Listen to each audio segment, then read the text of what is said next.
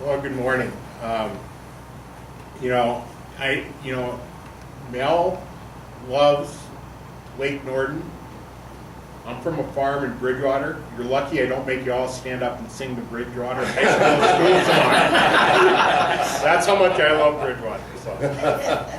So anyway, like I said, I'm John from the Aberdeen American News. Again, very blessed. You know what Mel said yesterday. Best job in the world, definitely. You know, sometimes too much of the job, but it's definitely the best job in the world. And I'm very, very fortunate. Our staff at the American News, our sports staff, is amazing. We've got somebody who's been there more than 40 years. We've got an Aberdeen native who's been there 30 years.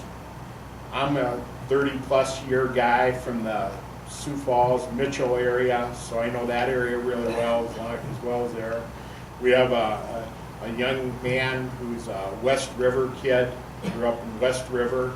And Deb Smith has only been with us for 15 years, but before that, she was the sports information director at Northern State for 15 years. And you know, I always tell people about our years of experience there. And you know, that isn't anymore a newspaper. But the other thing that I think struck me here, I just don't think about when all these topics came up, the diversity on our staff. Deb, as far as I know, Deb's the only female sports writer, woman sports writer in South Dakota. Ryan, our West River guy, he grew up playing Native American basketball. I mean, he's great. You know, we're very old school at the American News. You know, don't get me wrong, we tweet. You know, our game of the weeks are video now. We do a video game of the week where it's live. You know, the old-fashioned Dean Minder game of the week. We took that concept and we turned it into video. We blog. We do everything. You know, you're more likely to get us by email than phone. You know, so we're there. And we do local. That's what we do. That's what we focus on. Don't come up and ask me, what were the major league scores from last night? I don't know. And don't really care all that much, really, honestly. But I can tell you, Redfield has had 54 state wrestling champions. I mean, I've got those facts. I can tell you that. You know, so we do local. We've got about 50 sports we cover.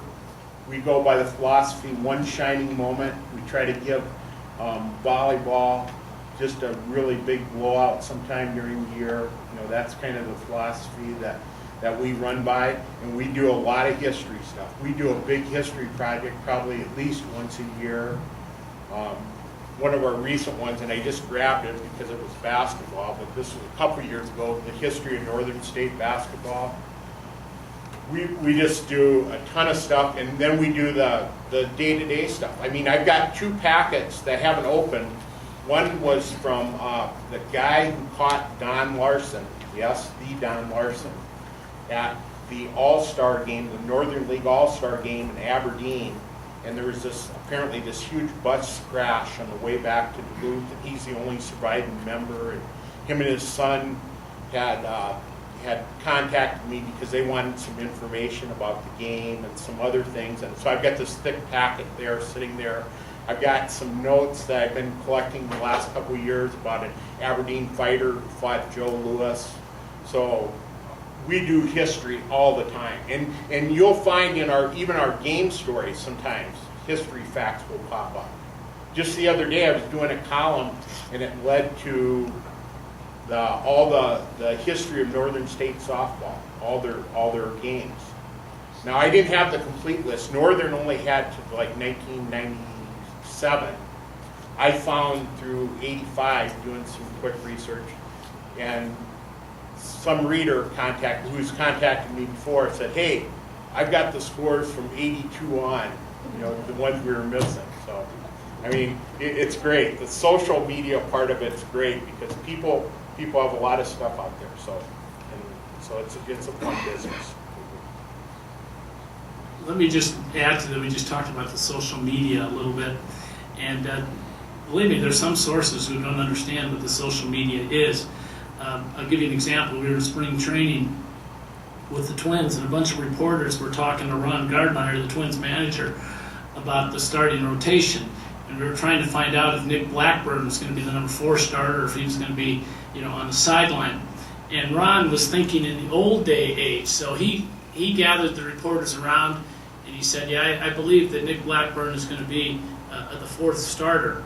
But in Ron Gardenhire's mind, he thought that would be something that would be held for the newspaper the next morning. Well, by the time he got done with that, we had all tweeted that Nick Blackburn was going to be the number 4 starter, and Blackburn read it on his tweets. And Gardenhire said, "How did you find out so quickly?" And he said, "I read it on Twitter." And so Ron Gardenhire had to understand the new role of social media. It's amazing how instant news becomes news. Well, thanks, guys. A couple of things that struck my attention as you were giving this kind of little pressy there. First of all, John makes the point about people phoning in scores to him, or missing bits of history. We actually did the opposite. We used John to fill in a couple of blanks in Mark Rasmussen's book 6 that we didn't have scores for, that they were able to provide. So it kind of gives you an idea of the local news history aspect. But I wanted to, a couple of you mentioned the future of journalism within a roundabout way to do with social media. I'd like to put it to all three of you. What do you see in terms of the future of local media to do with sports? And feel free to take that in any order you wish. I've got a Christmas card from when I was working at Kello AM and FM in Sioux Falls. I was out of sports for a little while. Got a Christmas card from 1992 of the full-time announcers, one of these that you send out to advertisers and listeners and stuff. Of the full-time announcers on those 2 radio stations, Kello AM and Kello FM in Sioux Falls, there are 11 of us. Right now, in that same building, there are 8 radio stations. Back then there were 2, now there are 8. And I would be hard-pressed to find 12 people that you would consider a full-time announcer. So consequently, we're seeing cuts at every level. Corporate ownership, the rules have changed through the course of that. You see much more syndication. I am actually very blessed because I'm self-employed. We actually own SportsMax, and Mark and I own Calling All Sports. So we are able to sound like a local station or a local program without having that station actually spend any money. But the amount of people covering sports on a local basis is down, down, down from that aspect.